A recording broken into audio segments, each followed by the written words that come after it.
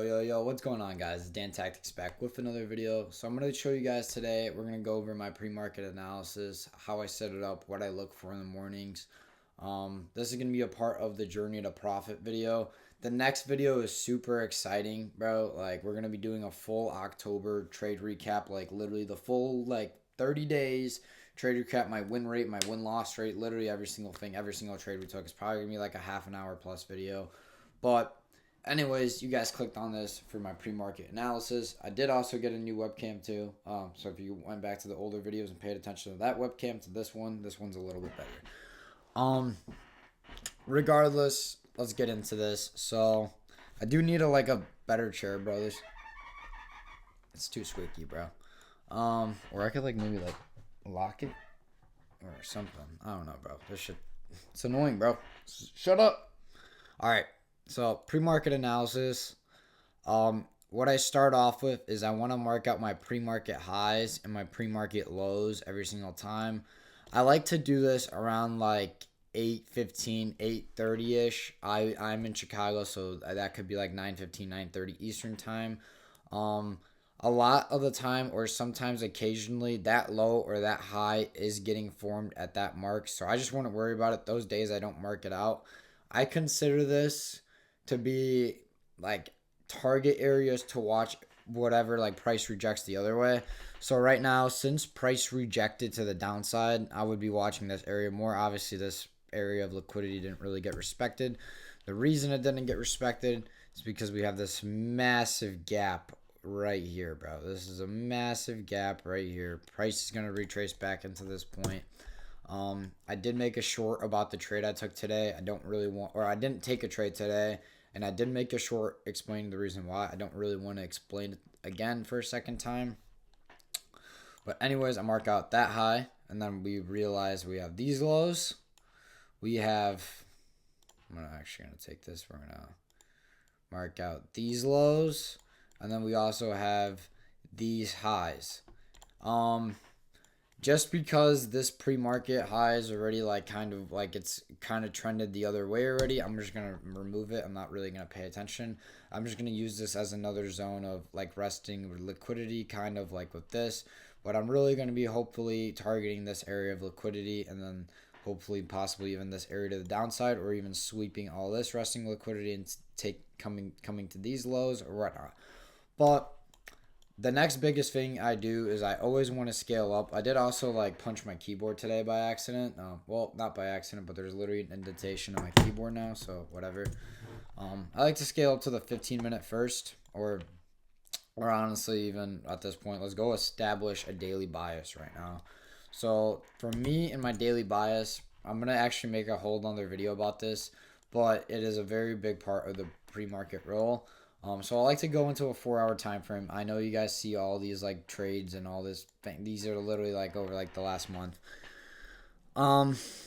Anyways, we got this. We got these. We got this 4-hour imbalance I got tapped into that we see.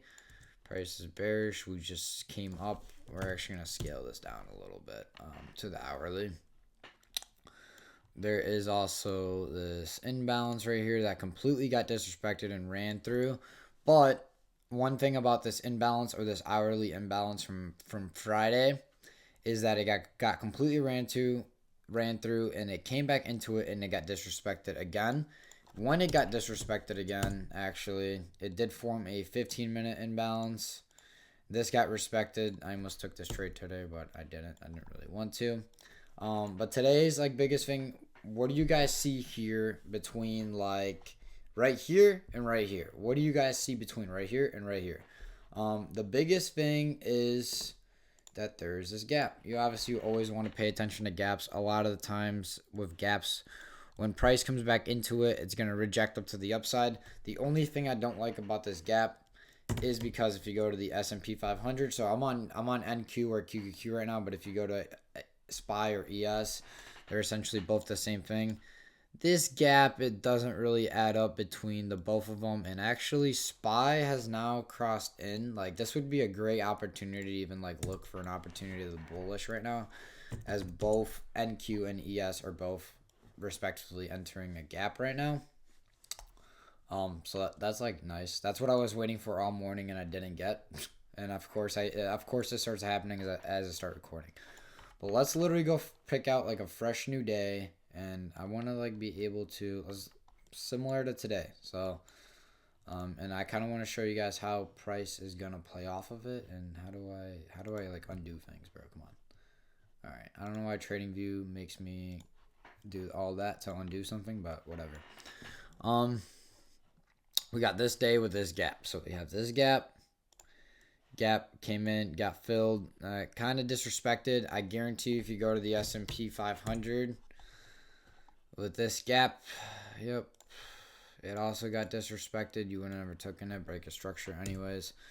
Kind of got disrespected. This is a day that you shouldn't have been trading. I think I did trade, but I really just mark out pre-market highs, pre-market lows, any gaps, any building blocks as well. So for example, on a day like this, we got our last, this is on a 15-minute time frame, so we got this 15-minute order block that I can mark out. Once price comes back into here, I could expect it to be bearish or even sweep this, come up about it, form a new order block. Okay, rectangle.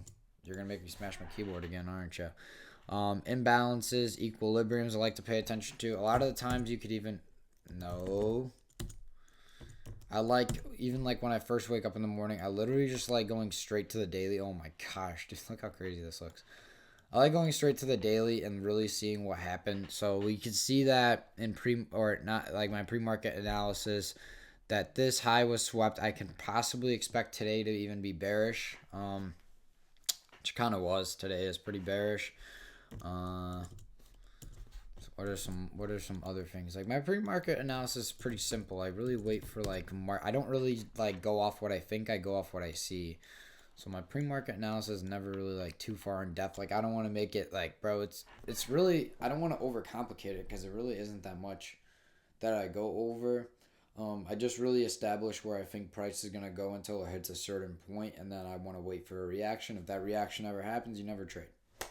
Today, well, I made a whole short about it, but I just kind of want to go over maybe a little bit of why I didn't take a trade today. It's because ES and NQ weren't aligned. That's another thing I check pre-market. I want to check if NQ and ES are aligned, if they form similar structures, if they form...